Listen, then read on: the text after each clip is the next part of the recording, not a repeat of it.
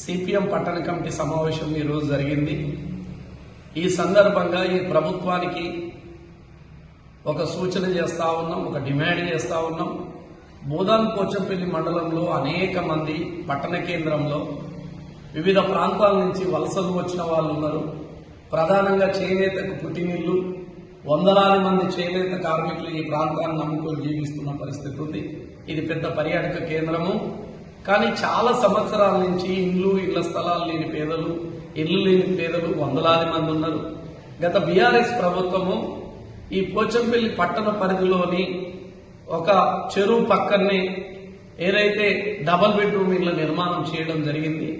నిర్మాణం పూర్తయి కూడా 2-3 సంవత్సరాలు కావస్తా ఉంది. అందులో కొన్ని మౌలిక సమస్యలు పరిష్కారం కాలేదు.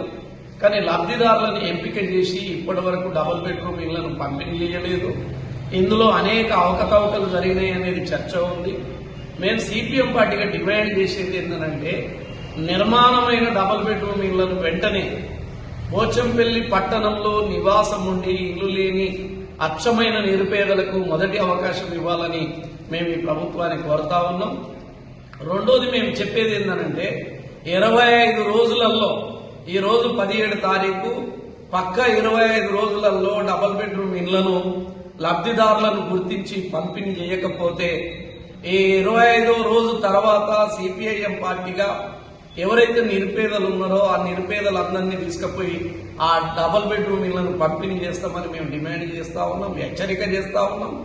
రెండోది, ఈ పోచంపల్లి టౌన్ లో అక్కడక్కడ నారాయణగిరి గాని ఇతర ప్రాంతాల్లో ప్రభుత్వ భూములు ఇంకా ఉన్నాయి. ఈ భూములను పేదలకు ఇళ్ల స్థలాలు లేని పేదలందరికీ పంపిణీ చేయాలని కోరుతా ఉన్నాం. ప్రభుత్వం స్పందించకపోతే ఎక్కడైతే ప్రభుత్వ స్థలాలు ఉన్నాయో ఆ ప్రభుత్వ స్థలాలలో పేదల చేత మేము గుడిసెలు వేపిస్తాం, వాళ్ళందరికీ ఇంటి స్థలాలు పంపిణీ చేస్తాం. అందుకనే ప్రభుత్వం బాధ్యత తీసుకొని ఇళ్ల స్థలాల సమస్య ప్రధానంగా ఉన్నది కాబట్టి వెంటనే డబుల్ బెడ్రూమ్ నిర్మాణమైన డబుల్ బెడ్రూమ్లను పంపిణీ చేయాలి. ఇండ్ల ఖాళీ స్థలాలు ఉన్న కాడ పేదలను గుర్తించి ఇంటి స్థలాలు పంపిణీ చేయాలని సిపిఐఎం పార్టీ పోచంపల్లి పట్టణ కమిటీ ప్రధానంగా ఈ ప్రభుత్వాన్ని డిమాండ్ చేయడం జరుగుతా ఉంది.